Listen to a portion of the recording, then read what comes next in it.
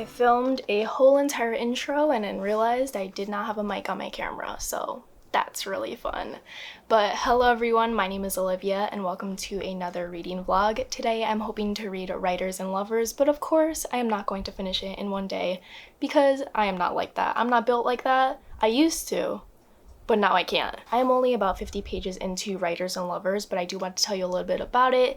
It follows our main character named Casey. She is recently moved to Massachusetts after the death of her mother, so she is dealing not only with grief, but this new move as she finds her groove in life, and she is trying to pursue a creative career in writing. So we follow her as she meets different artists and different writers as she is trying to find a place for herself and deal with the consequences of not having a stable job due to her creative career. So I am only 50 pages in, like I said, and I don't have a lot to say other than a couple of these side characters have really made me raise my eyebrows because they are just terrible people, and Casey is kind of just dealing with that, and I'm really enjoying it so far. It has a melancholic overtone to the whole entire story because Casey is clearly dealing with the death of her mother while also dealing with the fact that she's not very happy with her place in life. So I think we're going to follow her journey as she meets different people and kind of finds her groove, and I'm excited to explore that. So I just recently finished doing yoga and I'm going to do my skincare routine, put on a face mask, and read some more of Writers and Lovers, and hopefully get to maybe page 75. I'm not going to say 100 because I don't read that quick anymore, so I'm really taking my time with this story, and I'm really enjoying it so far. Actually, while I'm here, I want to tell you about the audiobook that I'm currently listening to. This is not going to take precedence over this entire reading vlog because this reading vlog is more about Writers and Lovers, but I am listening to The Lake of Dead Languages by Carol Goodman. This was a dark academia novel that I was going to read for my dark academia reading vlog.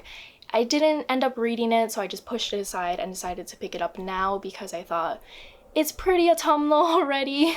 I'm pretending it's autumn. Might as well read a dark academia, and I am 67% through this novel. And it has me absolutely screaming. It basically follows a woman who previously went to this academy, and she comes back in the present time and she is now a teacher at this university. So a lot of the things that happened in her past is now being mirrored in the present time, and she's kind of wondering what is happening, and it's digging deeper into her past, and her past is very, very dramatic, very, very weird. And there was a plot twist in this novel that hit, and it hit in such a jarring and gross way that I just started tearing up. I'm sure it wouldn't happen to anyone else, but I was just so caught off guard by this plot twist that I was just like, this is so disgusting. All these characters are terrible, and it's just a grand old time. But I'm excited to see how this book will end because so many things have happened and I'm only 67% through this novel. So like, what else can happen in the last 33%? Who knows? I'm about to find out because I'm going to listen to it while I do my skincare routine, because whenever I do my skincare routine, I have to listen to an audiobook because two birds, one stone right here. Two birds, one stone.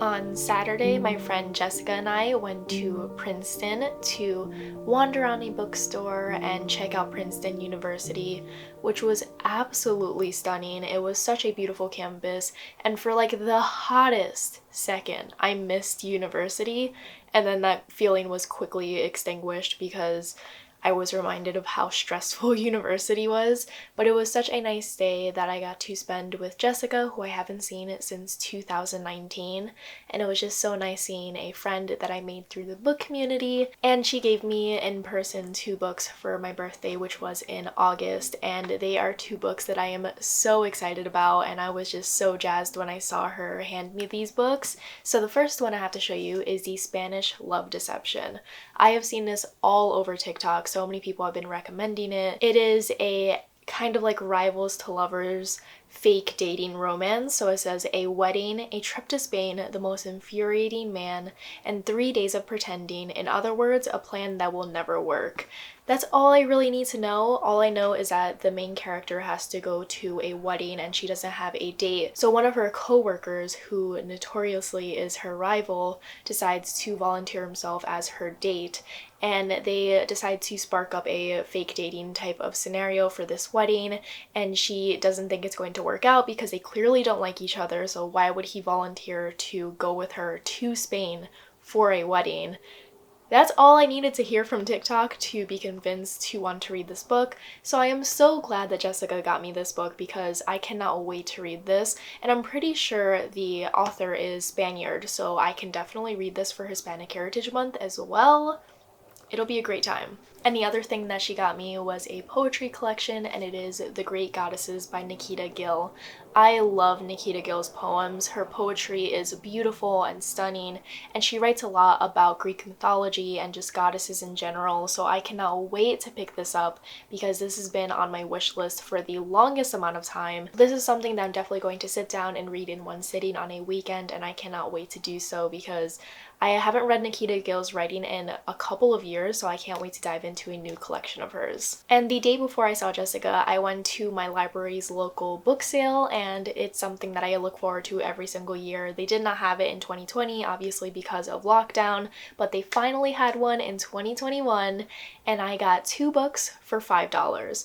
So let me show you them. The first book is Exit West, and this is a book that I have been meaning to pick up because I've heard so many good things about it. And I don't know too much about this book other than the fact that it follows 2 people who are fiercely in love with one another, and they are in a war-torn country that is unnamed, and they find out that there is a door that can transport them out of this country, hopefully to safety. So they decide to take the chance together and go through this door. It says it tells an unforgettable story of love, loyalty, and the courage that is both completely of our time and for all time. So I think it's going to talk a lot about war, displacement, immigration, and all that, and I've heard so many good things, and I didn't realize it was such a short story. So this was a book that I saw in my library sale and quickly picked it up because I knew it was going to be amazing. So compared to this small book, I got Jonathan Strange and Mr. Norrell by Susanna Clarke, the author of Piranesi. This book is probably the biggest book I own. Maybe not.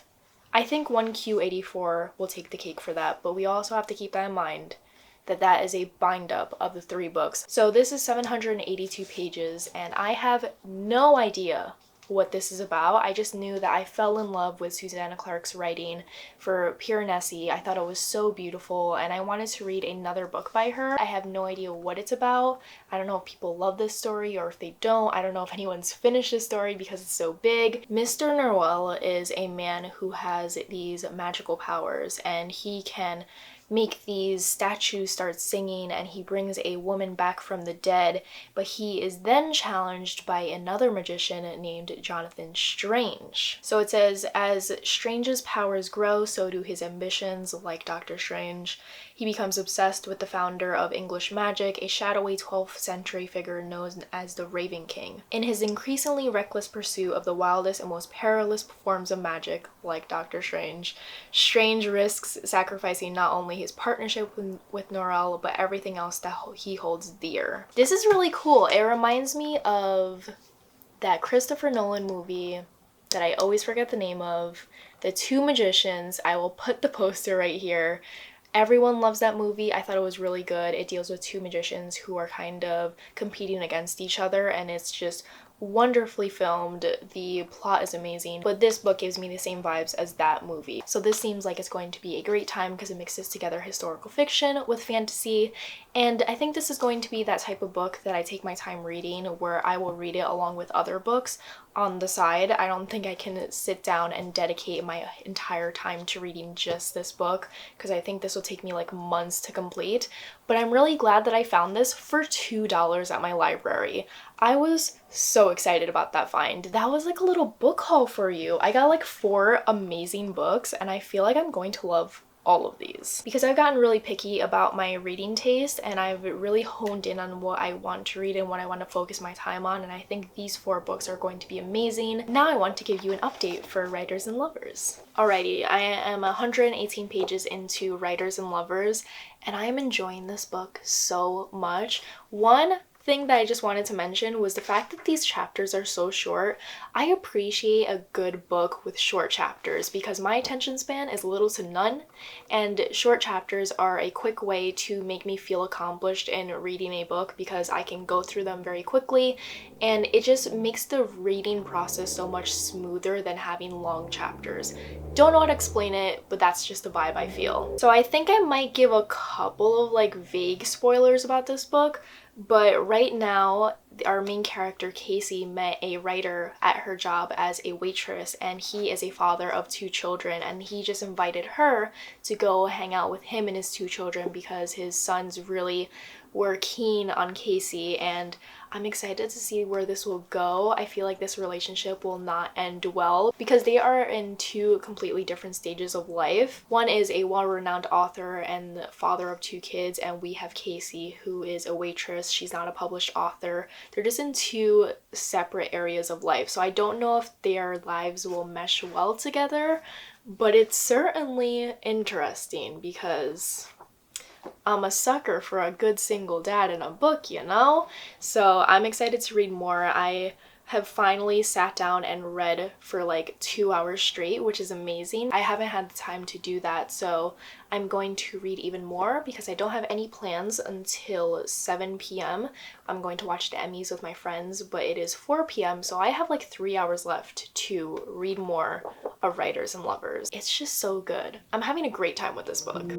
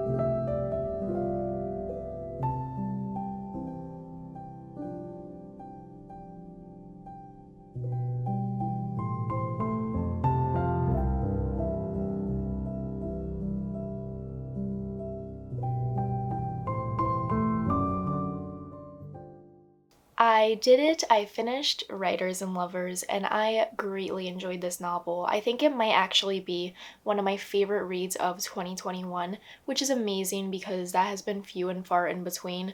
But I just loved the story. I loved Casey as a character.